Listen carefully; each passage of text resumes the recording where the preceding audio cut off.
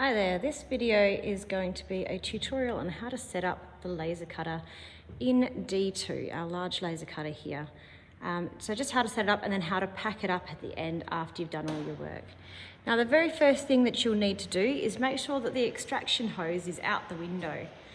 Now hopefully at some point we don't have to physically do this ourselves, but at the moment you'll need to make sure that the window is open and the hose is all the way out there.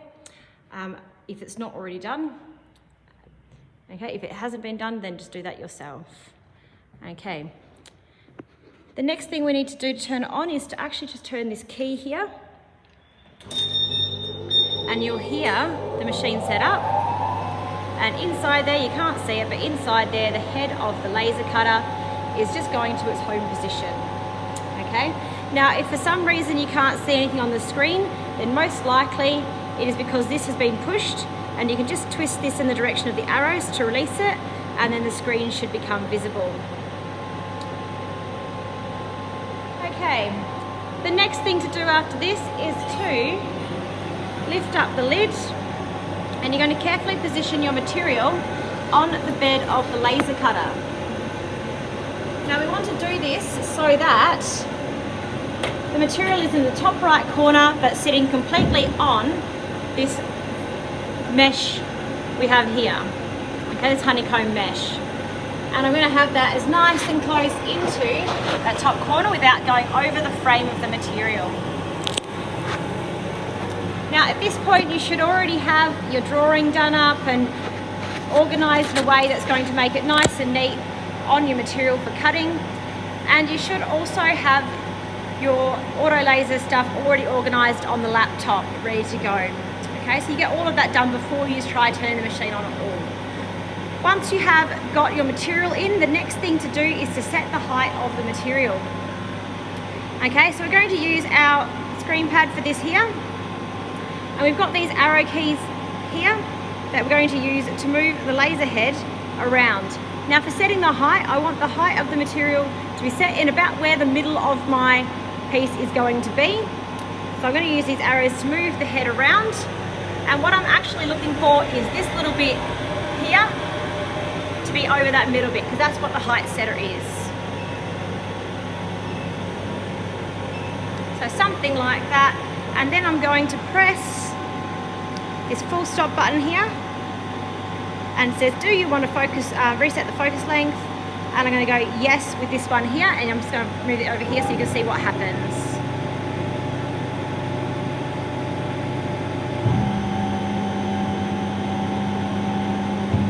Okay, so that carefully found the top of the material and then move yourself the right distance away. Now, in the event that your material is thicker than the space that's already there and you can't get the laser head over it, you can use 3 and 4, the U plus and U minus, to move the actual bed up and down yourself. Okay? Right, the next thing we're going to do is set the origin point for where we want our cuts to start from. Now, the origin on our auto laser is the top right corner. So we need to move this to the top right corner of our material. So again, I'm going to use those arrows to do that. And I'm looking for where that red positioning light is as close to the top of my material as possible without going over. And it looks quite big, that dot on the video here, but it's quite a lot smaller on your material. Okay, so that's getting pretty close, but I might be able to go just a smidge bit closer, given that I've got nice, neat lines. Now, when I think I'm in a good spot, on my thing here, I'm going to press the origin button. And you'll hear that little beep in the background. Okay, we want to hear that. Now, we're going to do a border view to check that we're happy that it's going to cut over completely over our material. So this is done on auto laser, and we'll go through this just quickly because I can't do this on the auto laser video, but everything else I'll be showing you on the auto laser video. So we go down to border view on the bottom right there. Sorry for the shaky camera. And this little thing comes up. Now before I click OK, I want to make sure that I'm actually looking at that dot and it's not moving. Now just a quick little bit about this. The only important thing really here is to make sure this is not clicked, just like that is now. If it clicked, it's going to try and cut. Okay, so just leave that like that. So I'm positioning that where I can see, and then clicking OK. and I'm making sure that red dot does not leave my material at all. And as long as it doesn't leave my material at all, I'm all good to go for cutting. Okay, so I'm ready to cut my piece now. At this point here, especially if you're not comfortable and familiar with using this machine regularly, this is where you're going to get your teacher to check your work before you start. Okay, so at this point you stop, go find your teacher, get them to check your setup, your drawing, time it's going to take, all that kind of stuff before you actually get into turn the machine on. Okay, close the lid. I'm then going to click start on the laptop here,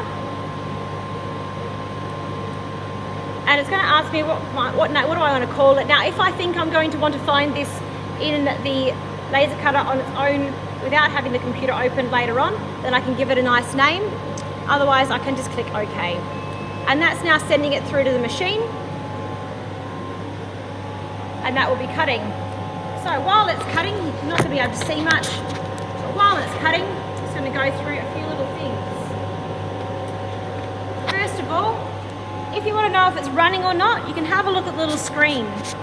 Down in the bottom left-hand corner of the screen, you can see that it says working, and then it goes to saying idle. Now, if it's working, that means it's still cutting. If it says idle, it means it has stopped, and you heard the beep just a second ago. That was it saying, look, I'm done. To the right of where the idle is, there's a little counter there, and that counts up the minutes. You should have some idea about how long it's going to take before you start cutting. Now, it's a good idea not to look at it the whole time, but if you do need to look at it at all, there are some special safety glasses here in this case, and they are the ones that are suitable for protecting your eyes whilst you're laser cutting from the laser cutter beam. Okay, let's go and have a quick look at our cuts. Alrighty, so we've got our piece all nice and cut out here now. You can see one of my little holes has fallen through already, that's fine. Okay, so what I'm going to do now is I'm going to carefully remove my material. I'm going to pull it towards myself, okay, rather than lifting it up. That way I can't actually end up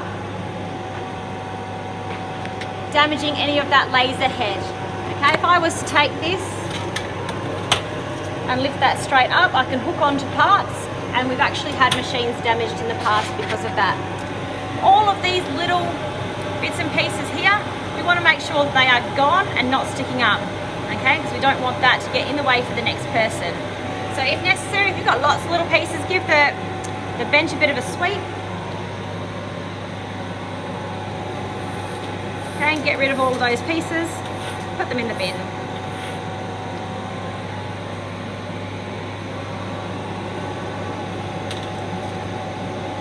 Take your material out and actually put that away as well, not on the bench closest.